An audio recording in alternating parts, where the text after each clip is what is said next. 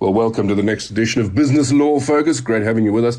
Absolute pleasure to welcome Tebeleng Sekabate and Andries Marburg from ENS Africa to the show today. They've, of course, been on the show before. And we're talking just ahead of the Junior Mining Indaba, and we want to unpack some of the issues that are affecting the industry, some of the key topics that will come up, and obviously looking at solutions. How do we get through the storm of negativity, challenges, hurdles that we have to overcome? So if we can possibly just look at, some of the stats at the moment, showing that South Africa is really in the bottom 10 of jurisdictions, when it comes to attractiveness, really, investment policy, that type of thing.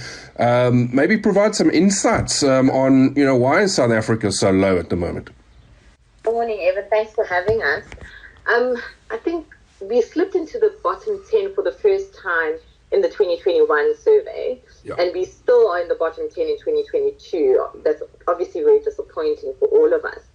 Regarding why we've been ranked so low, the survey is based on two main metrics, being the mineral potential of the jurisdiction and policy factors. And the weighting is supposed to be 60% to mineral potential and 40% to policy.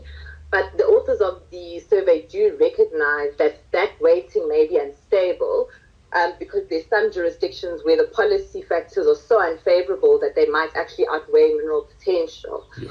So according to the survey, South Africa was ranked so low based on policy and particularly uncertainty around administration and enforcement of regulations. So I think that's kind of a repetition of the 2021 survey, and it is quite disappointing. What is this? Yes, Andries. Sorry, Evan, if I maybe can add to that, I think, obviously I think it's a while back, but I think in 2012, Citibank also brought out a report on the South Africa comparing to other mining jurisdictions like China, Chile, Russia, Australia, etc. And, at that time, they estimated that South Africa's mineral deposits is dominating, the world. And I think at that time, they estimated the mineral endowment in South Africa to be $2.5 trillion. So I think, what was the exchange rate in 2012? I think it was around about 8 Rand to the dollar. And so it's more than double that. So if you look at that, it's probably in excess of $5 trillion. So in terms of mineral potential and all of those things, I think South Africa still have that. They also, from a mineral perspective, they dominate the world. I think from a manganese perspective, chrome is quite high, vanadium, platinum group metals, etc. So I think, yes, obviously one has to look at that, but I think the question is, what has been done about all of these things? Some of the things identified in that report is not new to us.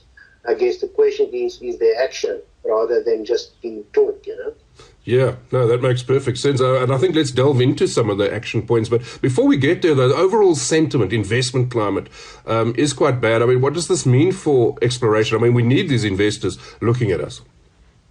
I'm not quite sure that the survey can be used to necessarily as a reflection of overall investment climate in the country, but it does give insight regarding investor sentiment in relation to the mining industry particularly, right? So the survey provides that the respondents were executives and managers of exploration companies and other role players who are decision makers in regarding exploration investment.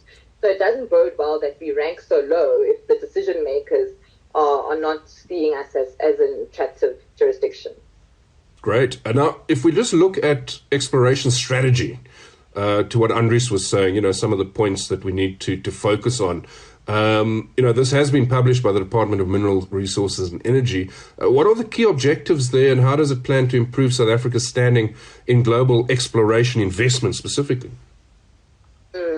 So the strategy was actually published after the 2021 survey came out, and South Africa didn't do so well. And what it was meant to do was set out how government will work together with stakeholders to increase our share of global exploration expenditure.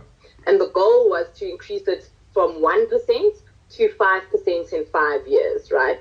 And obviously the strategy then identified some weaknesses. So, it was how we're going to address those weaknesses and take advantage of opportunities like clean energy and advanced technologies. to actually increase our global exploration spend. And there's supposed to be an annual evaluation of the performance and impact of the strategy. So, yeah, it's quite interesting that we wanted to move, such a big way from 1% to 5% in 5 years, and yet we're still in the bottom 10. So I'm not sure what the evaluation will look like, but it will be interesting to see.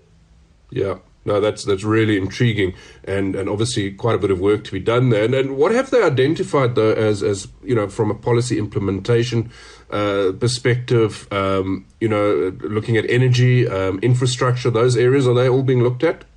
Well, yes, those areas were identified in the strategy, but we're not sure where we've gone from the publication of the strategy until now.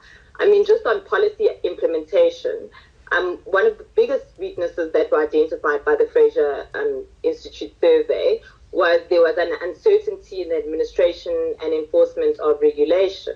So we saw in May the DMRE actually made a presentation to the Parliamentary Portfolio Committee where they reported that there's a backlog of prospecting and mining rights applications of over 5,000. Now this is quite alarming because this happened first in 2021, where it went above 5,000.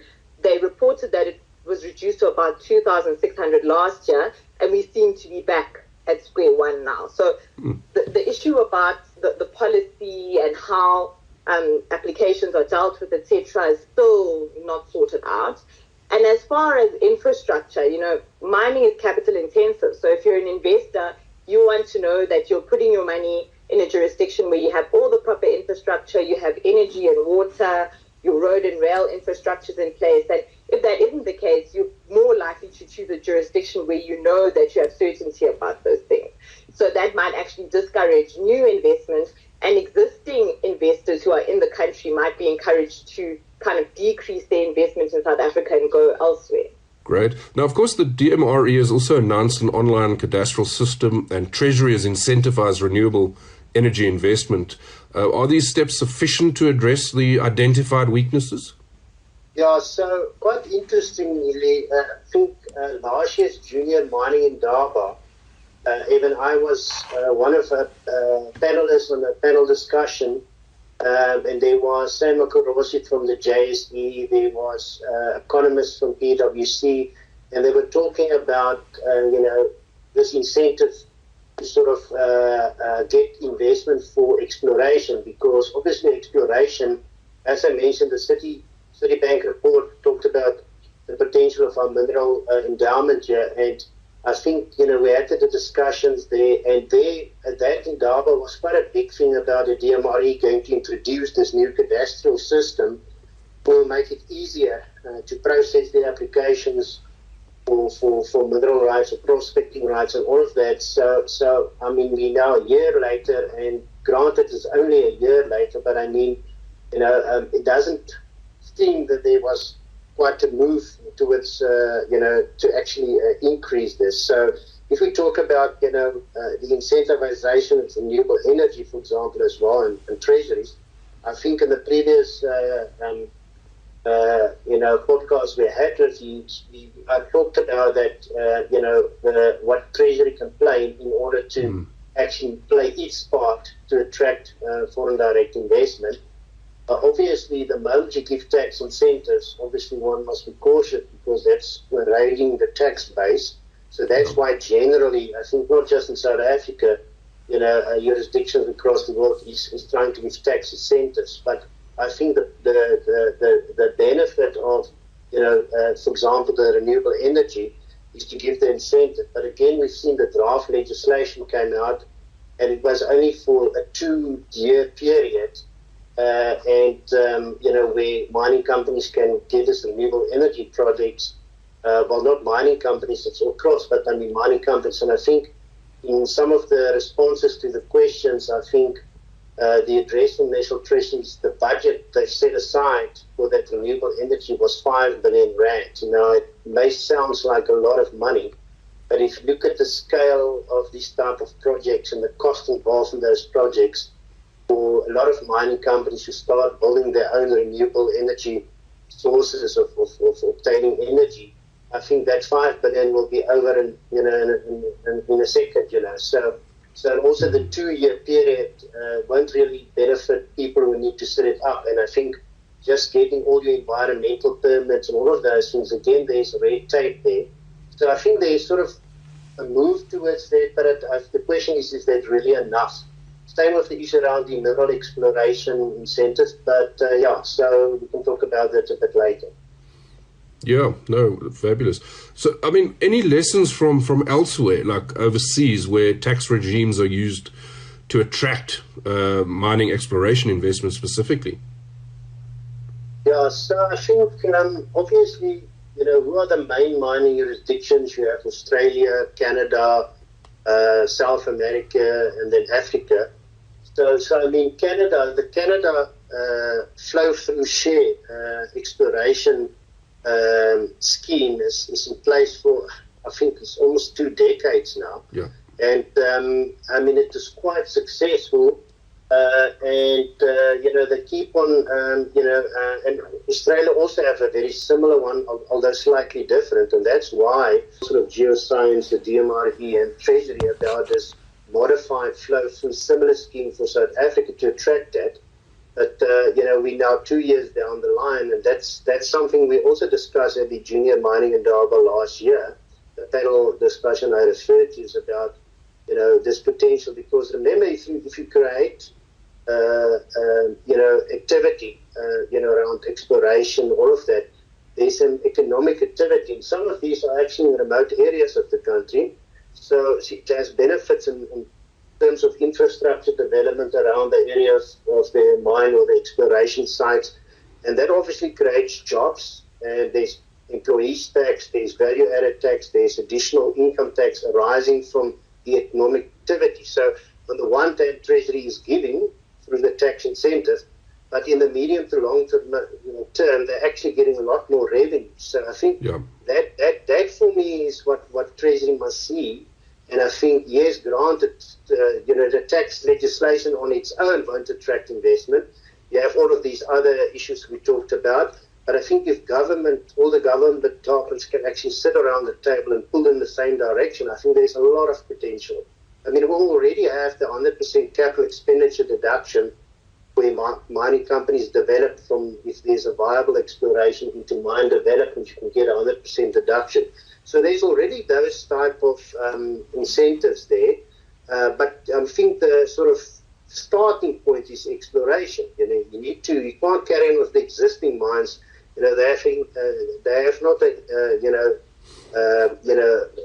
infinite life. I mean, it's only X until you've taken out all the resources. So you need to have the ongoing exploration. And I think hopefully, government will pull together and we'll see something moving towards that. And hopefully we'll see, in the next year or two in this Fraser Institute, we're starting to move up. I mean, Namibia is another example.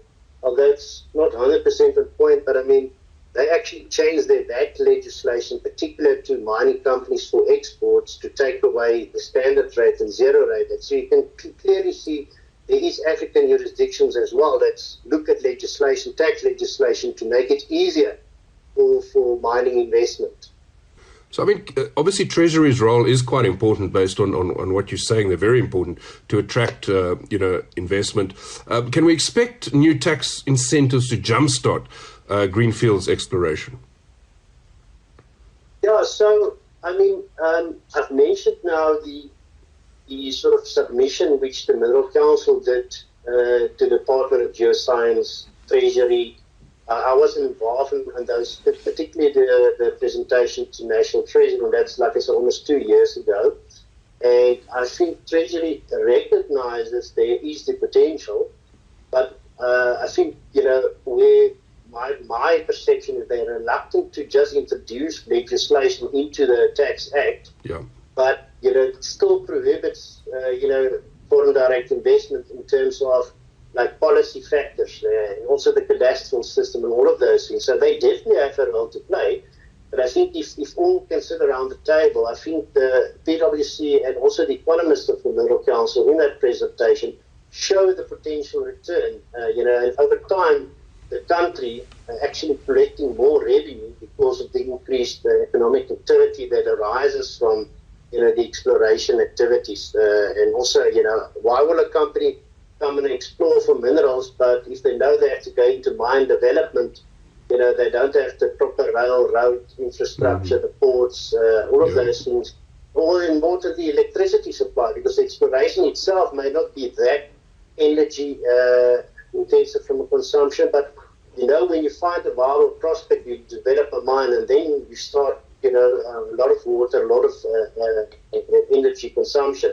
So obviously, the starting block is obviously the incentive, but I think you need to put all those factors together to make it actually viable for foreign investors to invest into South Africa from a mineral exploration and from a mining production point of view. Well, and Tebeleng and Andries, thanks very much for unpacking these issues. There's certainly a lot to discuss. I think this Indaba this week will be most intriguing, a lot to get through. And thanks very much for giving us that backdrop and those insights. Thank you very much, Evan.